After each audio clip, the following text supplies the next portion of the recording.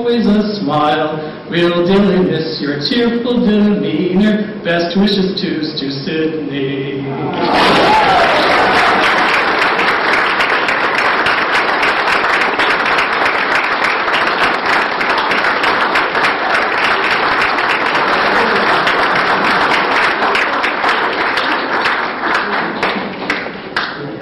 Wow. So you'll all recognize our next speaker. It's appropriate because a week from today is Mother's Day. But there might be a little more to Joan than meets the eye, because she married a guy who appeared nude in a Bloomingdale's show window. And I hate to say that in front of the kids, but the picture proving it is right in front here. So I hope part of this talk gives an explanation for that. Joan Sydney.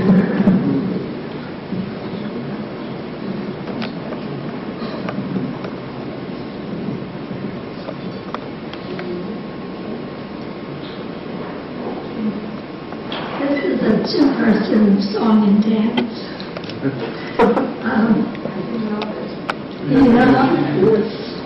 Okay.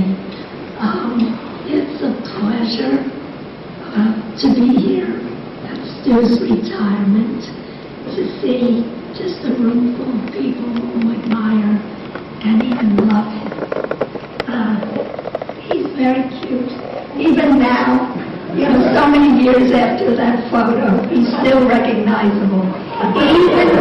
Even though someone recently came up to Stu, he can't recall, his short-term memory lapse. He can't recall if there was a student or faculty member who wanted to know if that's a picture of his grandchild. Stu and I have been married nearly 44 years, which presumably means I know him better than any of you. I would like to take this opportunity to reveal a few deep, dark secrets. First, Stu has never once, in all his years of teaching, complained about going to class. Grading stacks of papers, yes, but teaching, no. Second, although we would starve to death on my 8 adjunct salary, Stu loves teaching math so much he might have done it for free. Not that he's planning to do that in his retirement. Please don't ask. You know how hard it is for him to say no. Third, many of you know the joke about mathematicians. When they're thinking about a problem, they get that faraway look as if the world around them has just evaporated.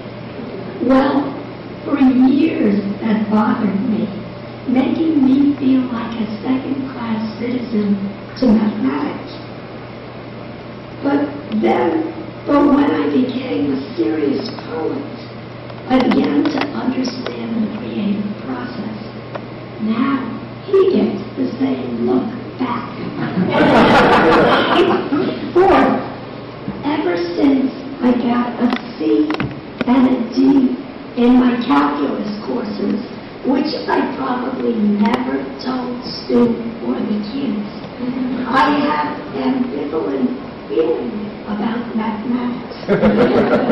Maybe that's why I'm jealous that Stu can understand my poems when I haven't the foggiest notion of what he's talking about.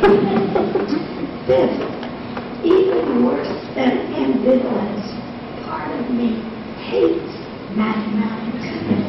All the years our 4 children were growing up, one of Stu's greatest pleasures was to sit at the dinner table and talk mathematics in a language they understand. Though it passed me by.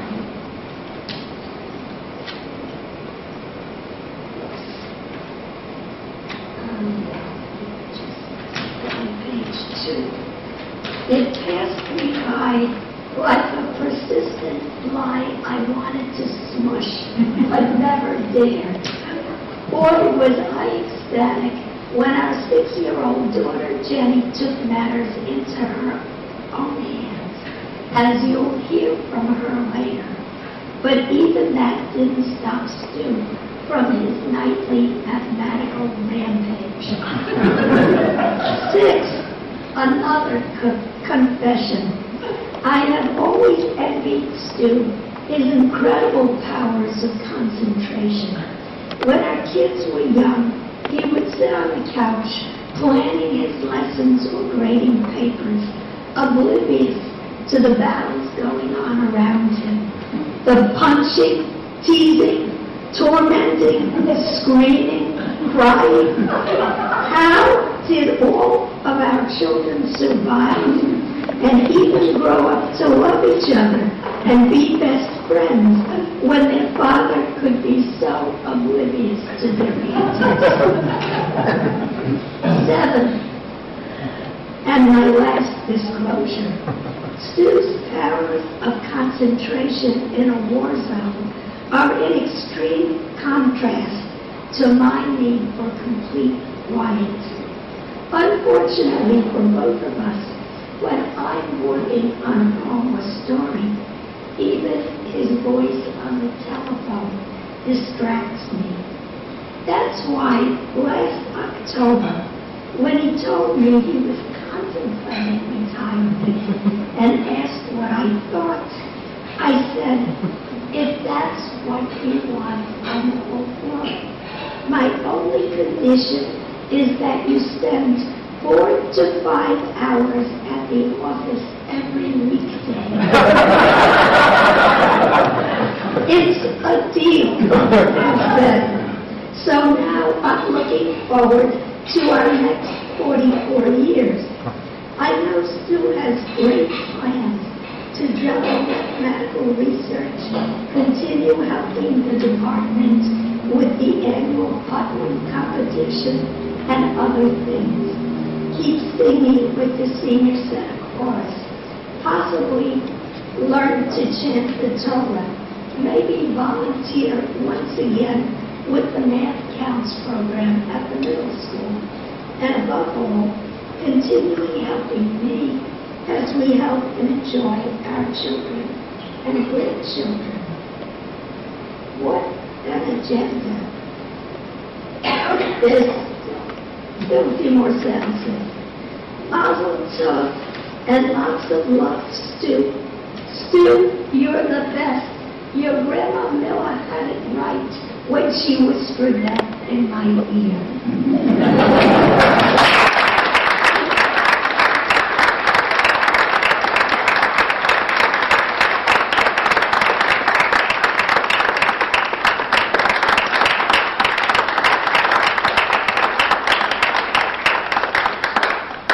Mom's going to be a tough act to follow, but it's now time for the city children to get their shouts in. And the oldest Dan isn't here, but Ray, you can read for him. You want to start? Yeah, so our brother, the Levy offspring, is in Belgium with his family. Couldn't be close, a short distance away. So I will speak for Dan, and then I will speak for his wife, Naomi. So from Dan, for as long as I can remember, I've had a bigger than average interest in math, and presumably this traces in large part to my father. At some tender young age, probably around 10, I went to a birthday party. The birthday boy's mother had planned out a game with many questions, and I remember that my answer to the question, "What do you want to be when you grow up?" was, "Mathematician." When Dad picked me up after the party, the woman told him how impressed she was with my chosen vocation, and also that I had correctly spelled it. In high school, I occasionally went to my father for help with math homework. Without exception, if memory serves, it was not helpful. Now, before anyone gets the wrong idea, I think it was more about me than about him. For whatever reason, I did not want to learn the material under Dad's guidance, even though I went to him for help. When I go to him with math questions now, which happens often enough, I always find him helpful. But even growing up, I was very drawn in by the mathematical